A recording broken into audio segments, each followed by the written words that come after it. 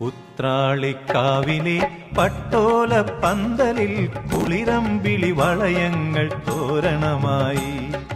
ഉത്രാളിക്കാവിലെ പട്ടോല പന്തലിൽ കുളിരമ്പിളി വളയങ്ങൾ തോരണമായി.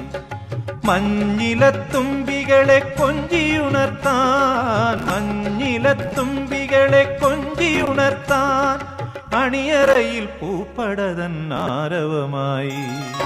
ഉത്രാളിക്കാവിലെ പട്ടോല പന്തലിൽ കുളിരമ്പിളി വളയങ്ങൾ തോരണമായി.